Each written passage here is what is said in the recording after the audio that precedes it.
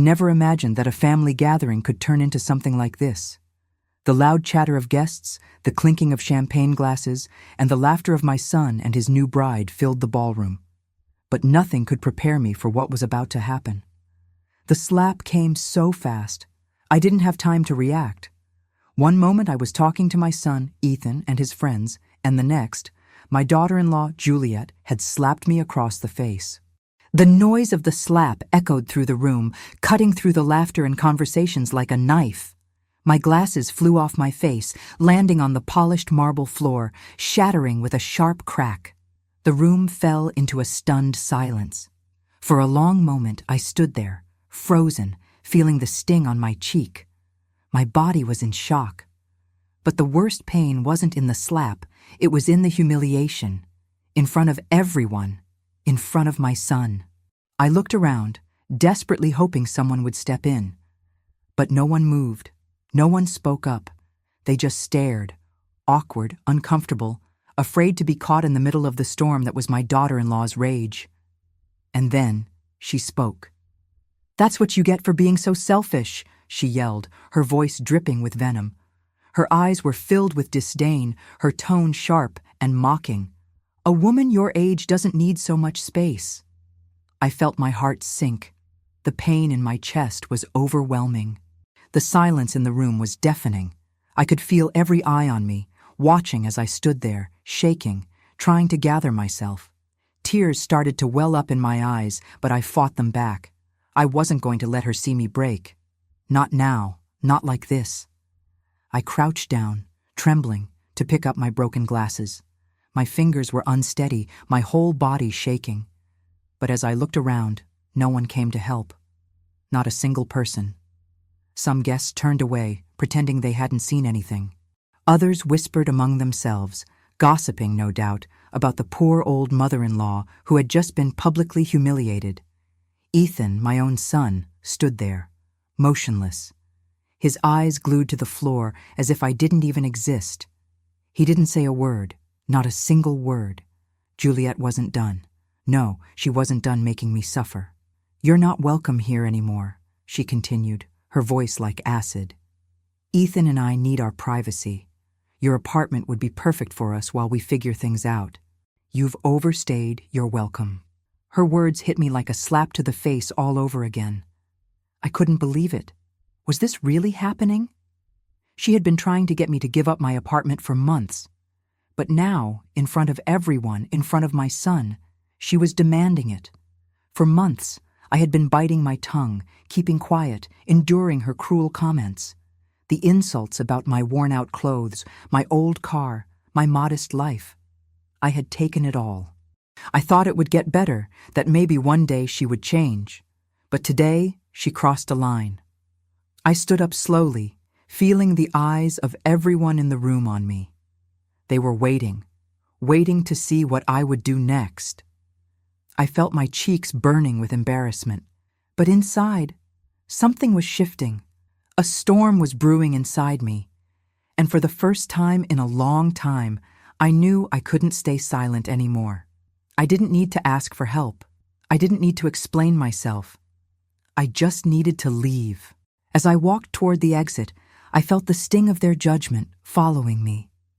I felt the weight of the years of my silent suffering, the years of pretending that everything was fine. I had kept my mouth shut for so long, trying to keep the peace. But Juliet's slap was the final straw. As I stepped outside into the cool night air, I took a deep breath. My heart was pounding, my mind racing. I knew what I had to do, but there was something that none of them knew. They had no idea who I really was. They had no idea what I had been hiding for all these years. I had been playing a role, pretending to be the helpless elderly woman who couldn't take care of herself. They thought I was living in a modest apartment, scraping by on a small pension. But they were wrong. I wasn't just some old widow struggling to survive. No, I had built a life for myself, a life I had kept hidden. And now, after everything, I was done pretending. I took out my phone and dialed a number I knew by heart, a number I hadn't called in over a year. "Carlos, it's Aurora. I need you to come to the Royal Oaks Ballroom immediately. Yes, right now. Bring the documents you know about. It's time for them to know the truth. Carlos was my financial advisor. He knew everything about my real situation. For years, he had helped me keep my wealth hidden, away from prying eyes. But now it was time to show my son, my daughter-in-law, and everyone else exactly who I was. "Are you sure, Mrs. Hughes?" Carlos asked, his voice cautious but understanding. "Once we do this, there's no going back." "I'm completely sure," I said. 30 minutes, Carlos. No more." I hung up the phone and stared at the ballroom doors. Inside, Juliet and Ethan were probably still celebrating, oblivious to what was coming. They thought they had won. But in just 30 minutes, everything was about to change. I wasn't the weak, helpless woman they thought I was. I had the power to turn the tables. And when they learned the truth about me, about the life I had kept hidden, they would understand the real meaning of regret. I looked up at the sky, feeling a sense of calm wash over me. This was my moment, the moment I had been waiting for. It was time to take control of my life once and for all. And nothing, not even my own family, could take that away from me. I sat in my car, the engine still running, my hands gripping the steering wheel tightly. The night air was cool, but it felt like an oven inside the car. I was fighting back tears, but there was something else rising within me. Anger, frustration, and an overwhelming sense of betrayal. I had spent my life trying to keep peace, to remain unnoticed, to protect my family from the truth. But today, all of that changed. I thought back to the beginning, to when I first met Juliet, when she first came into our lives, when everything seemed so promising. Ethan had been so happy, so excited to introduce her to me. "Mom, I want you to meet someone special," he had said that day, his eyes filled with that naive sparkle of someone in love. He had been just a boy to me then, still the same little boy who ran to me for comfort when he was scared, when he needed advice. But I should have known then, things were different. I had noticed the way Juliet looked at me from the very start. Her smile seemed fake, too perfect. And when she looked around my apartment, I saw that look, disdain, judgment, right there in her eyes.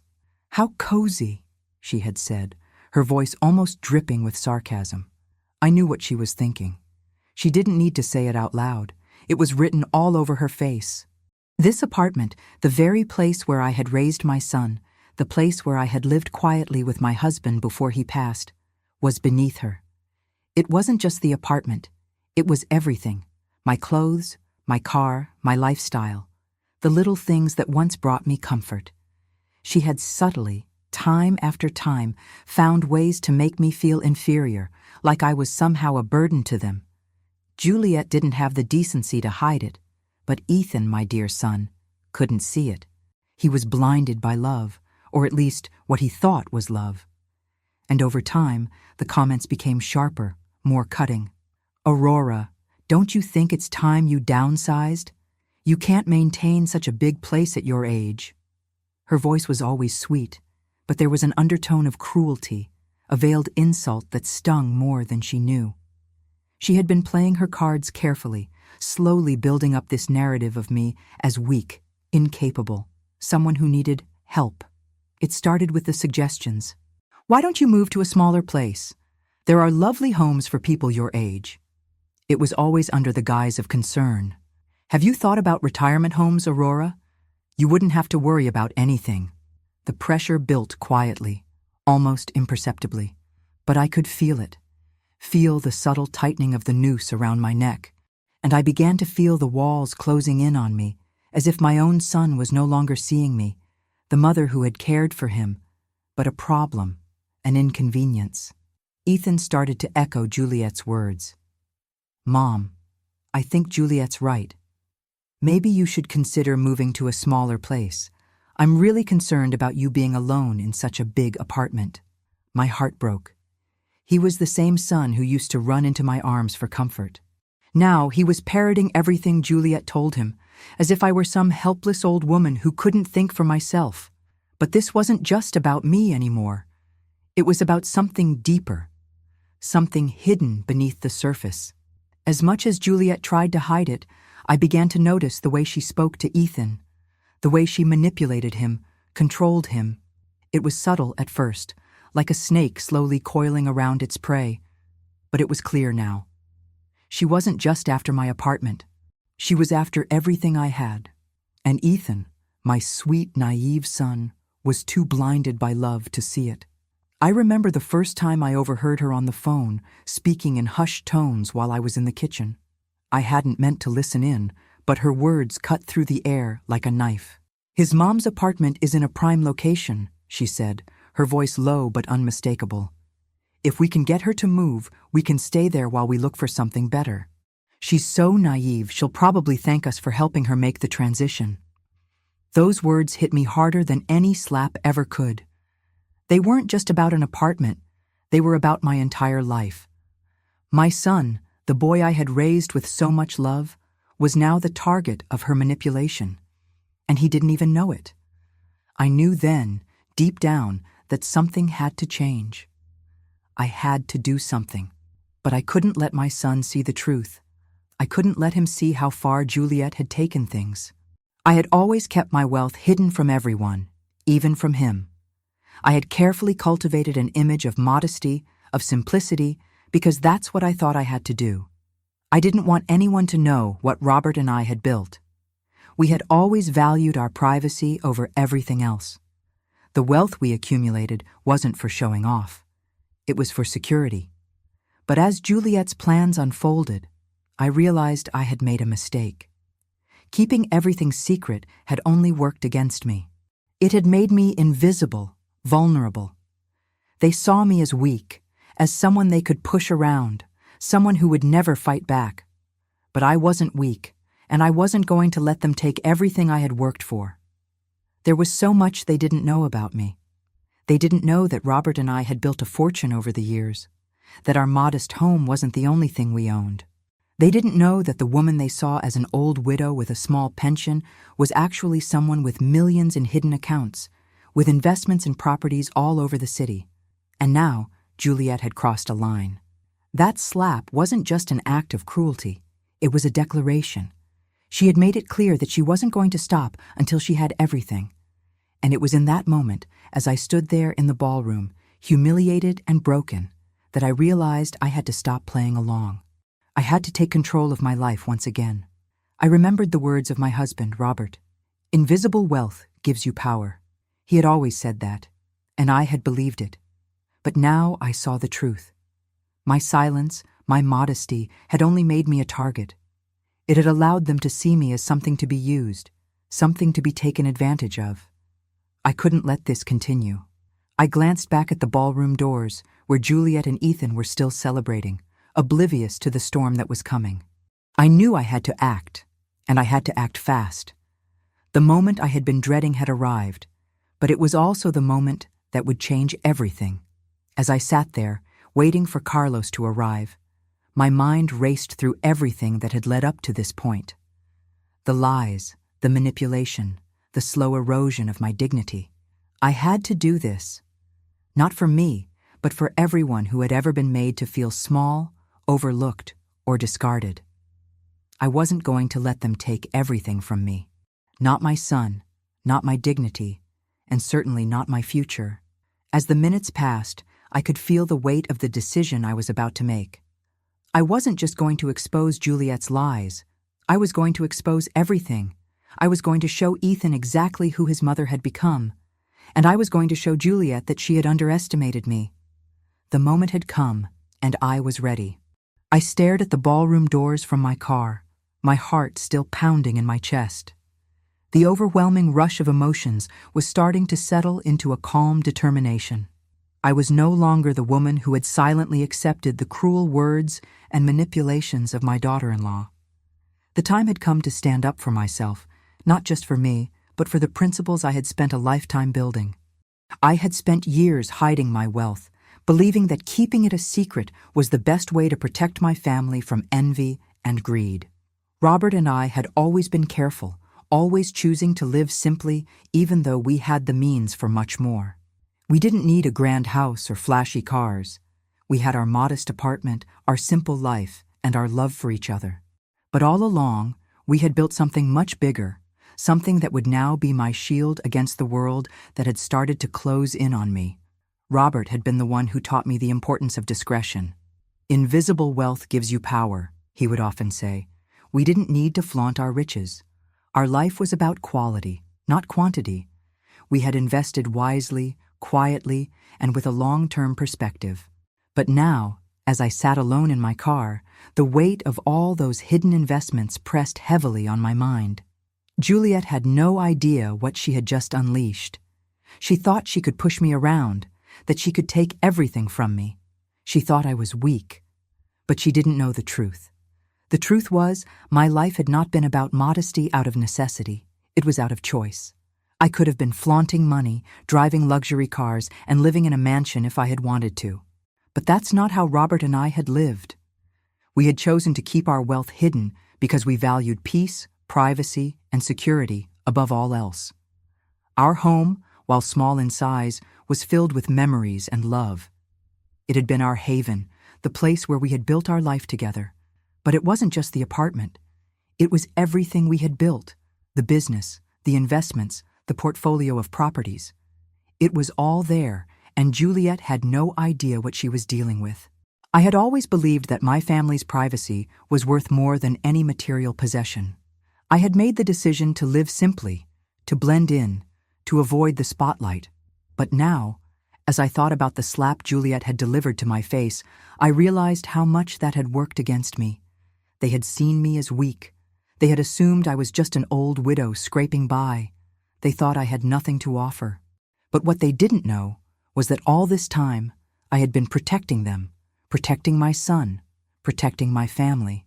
I had hidden my wealth to keep them from fighting over it, to keep them from taking it for granted. But now I had been forced to reveal the truth. Juliet had crossed the line. Her cruelty, her manipulation, her sense of entitlement, she had gone too far. And I could no longer stand by and watch as she and Ethan, my son, tore apart everything I had worked so hard to build. I was done pretending. I was done being silent. As I sat there, waiting for Carlos to arrive with the documents that would change everything, my mind wandered back to the early days with Juliet. How had it all gone so wrong? How had this woman, who had once seemed so sweet, so eager to please, turned into someone so callous and greedy? I remembered the first time I met her parents. Juliet had introduced them to me as if I were supposed to be impressed. "This is my mom, this is my dad," she said, her voice dripping with an arrogance I hadn't noticed at the time. They were exactly the kind of people I had always tried to avoid. People who saw others as tools to be used, resources to be exploited. The first sign that something was off came when they started to question my finances. "Aurora," Juliet's mother said, "how do you manage living alone on a widow's pension?" She wasn't asking out of concern. She was asking because she wanted to know how much I had. She wanted to know if there was something she could take. I had brushed it off at the time, but now I understood exactly what was happening. Juliet wasn't concerned about me. She was concerned about my money. And then came the subtle manipulations. "You know, Aurora," Juliet would say, "at your age, you shouldn't be working anymore. You should be relaxing, enjoying your life. Let someone else take care of you." The first time she said it, I had brushed it off as well. I had worked all my life. I had never been one to sit idly by. I wasn't about to start now. But it wasn't just about my work. It was about control. She wanted me to stop working so I would be forced to rely on her and Ethan to make me dependent on them. It was a slow burn, a gradual process of wearing me down, making me feel insignificant, unwanted. But I couldn't let it happen. I couldn't let her take my life away from me. I had worked too hard. I had given up too much. I had made too many sacrifices. And now, in that ballroom, standing in front of me, was a woman who thought she could strip me of everything I had, all in the name of her own selfish desires. She had crossed the line. And in that moment, I knew I had to do something. I couldn't let her win. I knew that once I took this step, there would be no going back. My son, my own flesh and blood, would have to face the consequences of his actions. And as much as I loved him, I couldn't keep protecting him from the truth. He needed to see who Juliet really was. He needed to see the woman he had married for who she truly was. Someone who was willing to humiliate me, to strip me of everything, all for her own gain. Carlos arrived, and as he handed me the stack of legal documents, I felt the weight of what was about to happen settle on my shoulders. I had kept my wealth hidden for so long, but now, the time had come to reveal it. The time had come to show my son and Juliet the real Aurora Hughes. As I looked at the documents Carlos handed me, I felt a strange sense of peace wash over me. The truth was out. The battle was just beginning, but I wasn't afraid anymore. I had spent my life protecting my family from the truth, protecting them from the greed that could tear us apart. But now, the truth would be my weapon, and nothing, not even my son, would be able to take that from me. I looked at the ballroom doors one last time. Inside, I knew Juliet and Ethan were celebrating, unaware of the storm that was coming. They thought they had won. They thought they had everything under control. But they hadn't seen the woman who had been silently protecting them for years. I wasn't the weak, helpless widow they thought I was. I was stronger than they could ever imagine. And tonight, I was going to show them exactly who they were dealing with. I wasn't done yet, not by a long shot. As I sat in the car staring at the ballroom doors, a strange calm settled over me. The overwhelming mix of emotions, the rage, the humiliation, the pain, was slowly being replaced by something stronger, something more resolute. I had spent too many years watching my son and his wife manipulate me, letting them think that I was just an old widow with no power, no resources. They had thought I was weak, a mere pawn in their games, but I was done pretending. I was done letting them control the narrative. I had always kept my wealth hidden, a decision Robert and I had made together when we were young. We had learned early on that visible wealth only brought problems: greed, jealousy, betrayal. Robert was the one who taught me to live simply, to blend in, to avoid the spotlight. And so, we had. We lived in a modest apartment, drove old cars, and dressed plainly. We didn't need more. We didn't want more. But beneath the surface, we had built something far greater than anyone had known. We had made investments, bought properties, and carefully hidden our wealth. All of it was meant to protect our family, to provide for our future without the complications of showing it off. But Juliet had seen through it. She had sensed something, though she didn't know the full extent. She had started with subtle comments, little digs about my home, my clothes, my car. It was as if she was testing the waters, trying to see if I would bite, if I would let slip that I had something more than what I appeared to have. At first, I ignored it. I brushed it off as harmless criticism. After all, she was my son's wife. She wasn't going anywhere. I didn't want to cause trouble. But as time went on, I began to see the pattern. It wasn't just about making me feel small. It was about getting something from me. Her constant comments about downsizing, about moving to a retirement home, about letting go of the past. It wasn't concern. It wasn't kindness. It was manipulation. She was laying the groundwork to take what she thought she could get from me, to turn my life upside down in the name of convenience. And Ethan, my son, had begun parroting her words.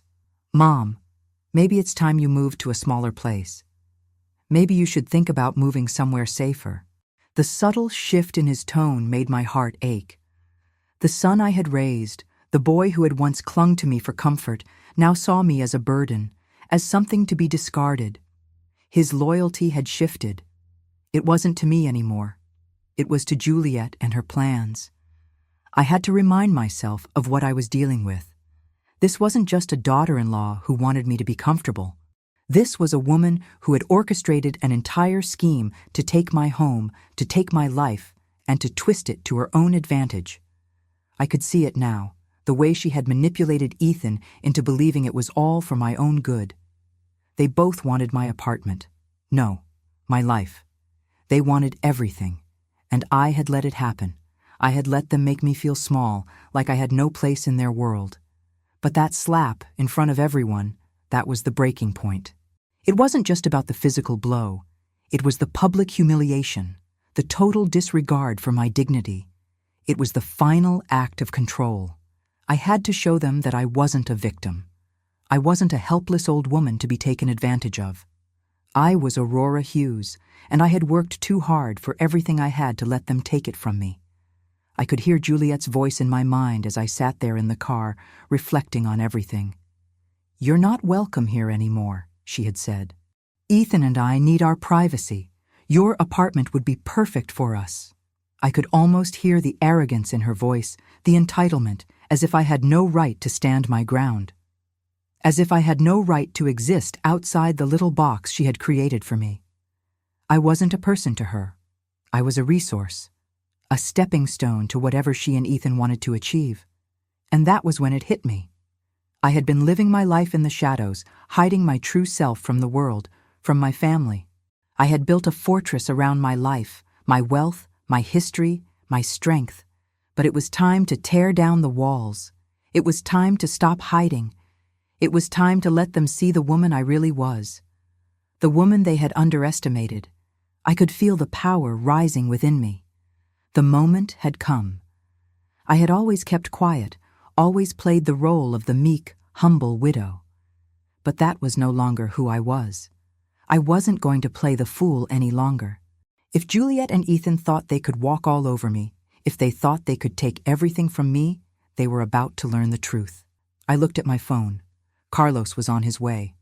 Carlos, my financial advisor, my trusted confidant, the one person who knew the truth about my wealth. He was the one I had turned to when Robert passed away, the one who had helped me keep everything in order, who had kept my secrets safe. But tonight, everything was going to change. Carlos was bringing the documents that would expose everything I had kept hidden for so long. I wasn't going to wait any longer. I wasn't going to be intimidated or pushed aside. I was going to take control. And when I walked into that ballroom, when I faced my son and his wife, I was going to show them who I really was. They thought they knew me. They thought they understood me, but they didn't. The roar of the engine started as I turned the key, breaking me from my thoughts. I glanced back at the ballroom one last time. I could see the lights flickering in the windows, the shadows of guests milling about inside. The celebration continued, completely unaware of the storm that was coming. Inside, Juliet was likely still gloating, reveling in her victory over me. But she had no idea what was about to happen. The truth would come out, and it would shatter everything she and Ethan thought they knew. I took a deep breath and pulled out of the parking lot, making my way toward the ballroom. My heart was racing, but I felt no fear. There was nothing to fear anymore. This was the moment I had been waiting for, the moment I would take back control of my life, the moment I would show my son and his wife that I wasn't some helpless old woman to be discarded. I was going to walk into that ballroom with my head held high. And when they saw me, they would see the woman who had silently carried the weight of their world on her shoulders. They would see the woman who had kept them afloat for years, and they would understand. They would understand what it meant to be underestimated. And they would regret every moment they had spent trying to take everything from me. It was time for them to face the consequences of their actions. It was time for them to learn the truth about who I was, and nothing could stop me now. As I approached the ballroom, my mind raced with a mixture of emotions, determination, anger, and a strange sense of clarity. This was the moment I had been waiting for. The moment that would change everything. And I was ready. For so long, I had lived a life of quiet sacrifice, trying to protect my family from the truths I kept hidden. But the time for secrets was over. They were about to see the real me. When I entered the ballroom, the sounds of the celebration abruptly faded into the background. I could feel the eyes of everyone on me. All 130 guests, their faces frozen in shock, as if they couldn't believe what was happening. The room, once filled with laughter and joy, now held an uncomfortable stillness that only heightened the tension in the air. Juliet was in the center, wearing that smug, self-satisfied smile that I had come to loathe, standing beside Ethan, whose face was pale, his expression shifting between confusion and unease. The moment I walked through those doors, I could feel the gravity of the situation. It wasn't just a family feud anymore. It was a war, one that had been building for years, and now the battle lines were finally drawn. I wasn't just walking into a wedding reception anymore. I was walking into the final confrontation that would shatter everything they thought they knew about me. The first to react was Juliet, of course. She had to be the one to speak, to try to regain control of the situation. Her face tightened with the kind of arrogance that only someone completely unaware of the consequences could display. "What are you doing here, Aurora?" she sneered, her voice dripping with disdain. "You already left once. Wasn't that enough drama for one night?" I didn't flinch. I stood tall, my gaze unwavering. "I've come to tell you the truth, Juliet," I said, my voice steady but firm. "The truth about who I really am, and I've come to make sure you understand the consequences of your actions." Her face twisted in confusion, and for a brief moment I saw the uncertainty flicker behind her eyes. She wasn't as confident as she had been just moments before. She had thought she had won, thought she could humiliate me and take everything I had without anyone ever finding out the truth. But tonight, the tables were turning. "Ladies and gentlemen," I continued, my voice louder now, "I apologize for interrupting your celebration, but I think it's time for you all to hear what's been happening behind the scenes." The guests began to stir, some shifting uncomfortably, others whispering to each other, sensing the shift in the air. Carlos stepped forward, holding a folder of documents in his hands. He was calm, professional, but there was an undeniable sense of authority in his presence. "Mrs. Hughes," he began, addressing me formally but with the utmost respect, "I believe the documents we have will shed some light on the situation." I looked at Juliet and Ethan, their eyes widening as Carlos opened the folder. The air was thick with anticipation, the guests on the edge of their seats, waiting for the truth to come out. "You see, Juliet," I said, my voice cold but controlled, "for years, I have been quietly supporting you both.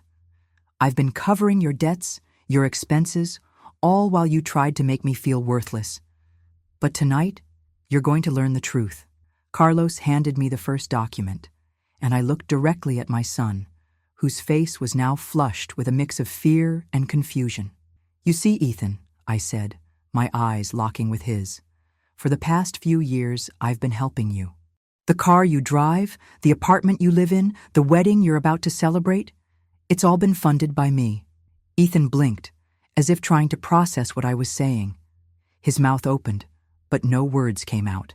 Juliet's eyes darted between the document and my face, disbelief creeping into her expression. Carlos continued to read aloud from the document. "This document shows a series of monthly transfers made from Mrs. Hughes's account to your personal account. The total amount transferred is well over $150,000. Payments for your rent, your car, your credit cards, everything you thought you were handling yourself, all covered by your mother." The room was silent now, the guests staring in shock. Juliet's face drained of color, and I could see the realization beginning to hit her. This wasn't just a wealthy, old woman they could manipulate for her apartment. This was a woman who had been silently supporting them, allowing them to live a lifestyle they couldn't afford. I could see Ethan's expression shift from confusion to anger. "Mom, what is this?" he finally managed to choke out. "Why didn't you tell me? Why didn't you say anything?" I didn't answer him right away. Instead, I handed the next document to Carlos, who continued. "This document shows the amount of money Mrs. Hughes has spent in recent years covering expenses for Ethan and Juliet. The total sum includes over $30,000 in wedding costs, along with personal loans and financial guarantees she has provided for you." Juliet's mouth opened and closed, but no words came out. She was silent, her face pale, her eyes wide with disbelief. "No," she finally whispered, barely audible, her voice shaking. "This can't be true." I felt no sympathy. None. "The truth hurts, doesn't it, Juliet?" I said, my voice cutting through the tension. "You've been playing a game thinking that I was just an old woman who couldn't take care of herself. You thought I didn't have anything. But you were wrong. You have no idea what I've been quietly doing for you, for Ethan." Ethan looked at me, his anger now mixed with something else. guilt. "But why didn't you say anything?" he asked, his voice trembling. "Why let us believe we were doing everything ourselves?" I shook my head. "Because, Ethan, I didn't want you to know. I wanted you to learn how to stand on your own. I didn't want you to become dependent on me. I wanted to see if you would make the right choices, if you would choose your family over greed." He looked away, his face contorted with shame. I didn't know how bad things had gotten." "No," I said, my voice firm. "You didn't. And that's the problem, Ethan. You've been so blinded by love and ambition that you lost sight of what really mattered: family, respect, honor. And now, you've lost both." I turned to Juliet. "And you, Juliet, you thought you could get away with this. You thought you could take everything from me. But you didn't realize that I wasn't the one you should have been watching. It was Ethan who should have been your concern. You were playing with fire, and now you're getting burned." Carlos cleared his throat and began reading from the final document. "This document is a legal notice of cancellation. Mrs. Hughes has decided to withdraw all financial support, including the funds used to guarantee the wedding costs." He paused and looked directly at Ethan. "This includes the $53,000 that was paid up front for this event, which will no longer be covered." The room erupted into murmurs of shock and disbelief. Some guests were shaking their heads, while others pulled out their phones, no doubt ready to record the drama unfolding before them. Juliet's face crumpled as she realized the gravity of the situation. "You can't do this," she shouted, her voice high-pitched and frantic. "You can't ruin our wedding. We've planned everything. This is all for us." I stepped forward, my heels clicking sharply on the marble floor, a deliberate move to emphasize my presence. "I didn't ruin anything, Juliet," I said calmly, but with a cutting edge. "You did. You chose greed over love, manipulation over honesty. You thought you could strip me of my dignity, take what I worked my whole life for, and get away with it. But now you see that there are consequences to your actions." Ethan finally approached me, his face softening as his anger gave way to confusion and desperation. "Mom, please," he pleaded.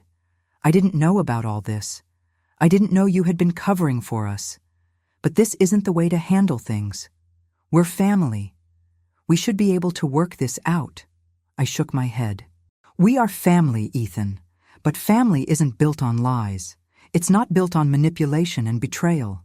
Family is about respect, and right now you've lost my respect." I turned to the guests, my voice carrying over the room. "This is what happens when people think they can take advantage of others, when they think they can manipulate and deceive.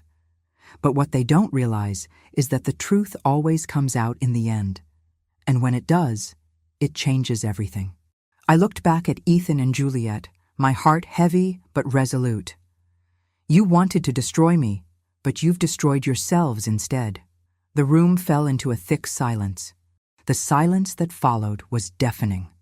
The once lively atmosphere of the ballroom, filled with music and laughter, now felt like a graveyard. The weight of the truth hung heavy in the air, and for the first time, I saw it reflected in the eyes of those around me. Some of the guests looked uncomfortable, as if they had been caught in the middle of something far more intense than they had anticipated. Others seemed curious, unable to look away from the unfolding drama, as if they had just witnessed the breaking of a perfect facade. But I wasn't looking at them. My eyes were on Ethan and Juliet. The shock on Ethan's face was unmistakable. His earlier anger had faded into disbelief, replaced by the dawning realization that everything I had just revealed was true. He was standing there, his mouth open, trying to find words, but nothing came out. It was as if he had been struck dumb by the enormity of what he had just learned. I could see him processing everything, the fact that I had been secretly supporting his life, the life he thought was built on his own success. He had never known. He never understood how deep the manipulation had gone. And Juliet, standing beside him, was not much better. She had no words left. The smugness that had once radiated from her had faded completely. Now she stood there, pale and trembling, as if the reality of her actions was slowly sinking in. I could almost hear the wheels turning in her mind, trying to calculate her next move, to salvage whatever dignity she thought she still had. But there was no going back from this. There was no way to undo what had been exposed. Carlos stood by my side, ever calm and professional, but I could see a glimmer of satisfaction in his eyes. He had always been the one to help me navigate the financial maze of my life, and now, seeing everything fall into place, I knew that this was just the beginning. This was more than just a financial matter. It was about dignity, respect, and the power to reclaim control over my own life. Ethan finally broke the silence. His voice was shaky, and there was a look of desperation in his eyes. "Mom?" he started, his voice cracking.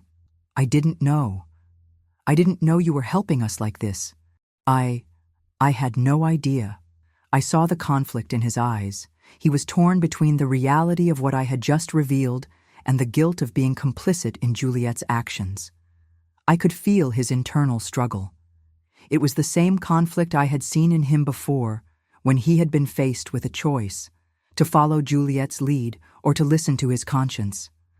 But now, the truth had come crashing down, and he could no longer ignore it. "I thought you were doing this out of love," he continued, his voice quiet. I thought you were just being kind, trying to help us. But I didn't know it was like this. I didn't know you were covering everything for us, hiding everything from me." The words stung, but I didn't let them show. "You thought I was just being kind?" I repeated, my voice low but steady. "Ethan, love is not about hiding the truth. Love is about honesty, about respect. You've been lied to, manipulated by the very person you thought you could trust the most." I paused, my heart heavy as I looked at him. "And the worst part is, you let it happen. You let her treat me like this. You stood by while she humiliated me, while she tried to take everything I've worked for." Ethan opened his mouth to respond, but I didn't give him a chance. "You didn't just betray me, Ethan. You betrayed yourself. You betrayed everything we built as a family. And for what? For a wedding? For an apartment?" I shook my head, my disappointment weighing heavily on me. "You wanted to help her tear me down, to push me aside, because it was easier than facing the truth. But look at where we are now. You've lost everything, your dignity, your integrity, your family." Juliet stepped forward, trying to regain some semblance of control. She was shaking now, her voice thin and tremulous. "You don't understand," she said, her words almost pleading. "We were just trying to make things work. We needed that apartment. We needed that money. You were always so distant, so secretive. We didn't know what else to do." She paused, glancing nervously at Ethan, who was standing silently beside her. "I didn't mean for it to go this far, but you just kept pushing me away. You wouldn't help us when we asked. I had no choice but to take matters into my own hands." I looked at her, and for the first time, I saw her vulnerability. It wasn't genuine remorse, but it was something else. Fear. She was afraid of what would happen now. She was afraid of losing everything she thought she had secured. But I wasn't going to let her manipulate me anymore. Not this time. "You had a choice, Juliet," I said, my voice sharp. "You always had a choice. You could have chosen to respect me, to honor the family we had. But instead, you chose greed. You chose manipulation. And now you're standing here, trying to justify it all, trying to blame me for what you've done." I took a deep breath, steadying myself.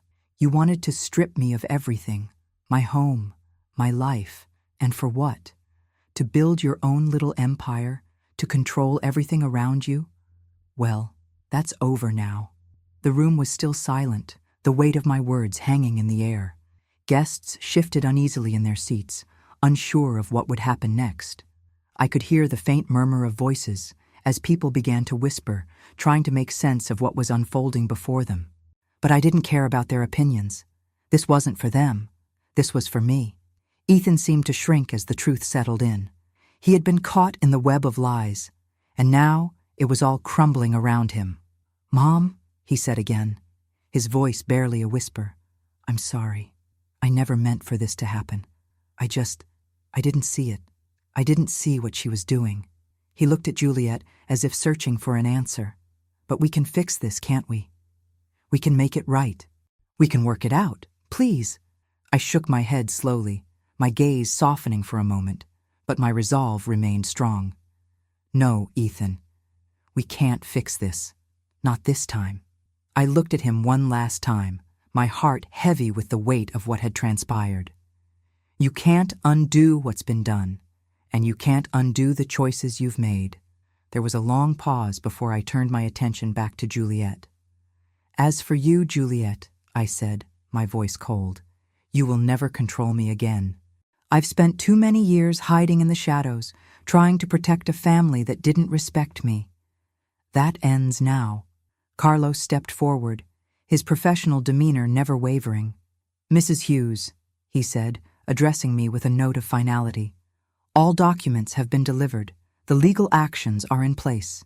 As we discussed, the financial guarantees have been rescinded, and the full amount due from the wedding event must now be settled immediately. I nodded, taking the final step in the journey that had started the moment Juliet slapped me in the face. This was the moment I had waited for. The moment I would no longer be silent. The moment I would stand up for myself, no matter the cost. Juliet's face contorted with fury and disbelief, but there was nothing she could do now. Ethan, too, looked lost, as if the ground beneath him had suddenly crumbled away. They had no idea what they had set in motion when they thought they could humiliate me, when they thought they could take everything I had. You'll never have what I have, I said to them one last time. Not through manipulation, not through lies. You've lost everything, and the only thing left for you now is to face the consequences of your actions. And with that, I turned and walked out of the ballroom, the sound of my heels echoing in the silence behind me. As I reached the doors, I knew that this chapter of my life had ended. It wasn't just about the money or the apartment.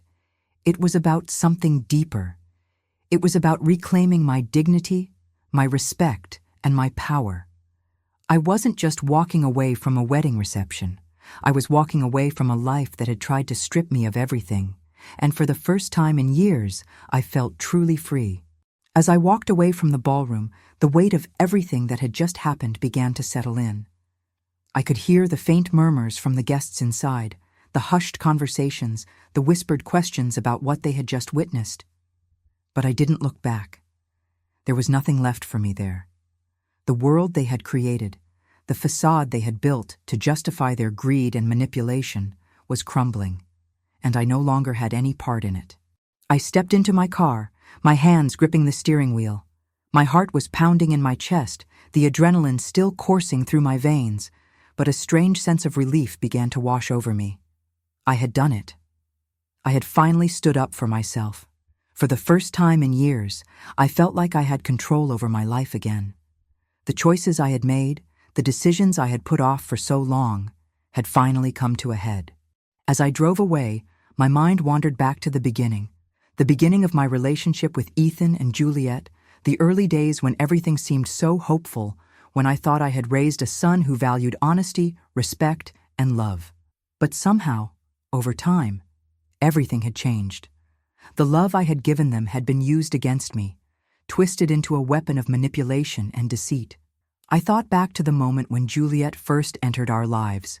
Ethan had been so excited to introduce her to me. "Mom, I want you to meet someone special," he had said, his face glowing with that youthful enthusiasm, the same enthusiasm he had shown when he was a child. He had always been so eager to share his happiness with me, to bring me into his world. But that world had changed. From the very start, I had sensed something was off. Juliet's smile had been too perfect, her tone too sweet. And yet, when I looked into her eyes, I saw something cold, something calculating. She had played the part of the loving fiancée perfectly, but I could see the underlying ambition in her. She wasn't interested in my son because she loved him. She was interested in what he could offer her, what we could offer her. The first time I had seen it was when she made a comment about my apartment. "This is where Ethan's mother lives?" she had asked, her voice just loud enough for me to hear, her gaze sweeping over my modest home with disdain. She had tried to hide it, but I saw it. the judgment, the superiority. It had stung, but I brushed it off. I told myself it was just nerves, that she was adjusting to being part of our family. But deep down, I knew that look wasn't just about my home. It was about me. As time passed, the comments became more frequent, more pointed. "You should really think about moving, Aura," she would say, her voice dripping with faux concern. "You're not getting any younger, and that apartment is too big for you." It wasn't concern. It was a strategy, a calculated move to make me feel small, to convince me that my life had no value unless it fit into the neat little box she was trying to build for us. And Ethan, my dear son, had been blind to it all. He had become her puppet, her instrument in this plan to take what was mine. The son I had raised with love and care, who had once been so sensitive and caring, was now so enthralled by his new life that he couldn't even see the woman he had married for what she really was. A manipulator. A woman who had slowly and methodically wormed her way into our lives, all in the name of securing her future. At first, it had been small things, innocent comments, casual suggestions.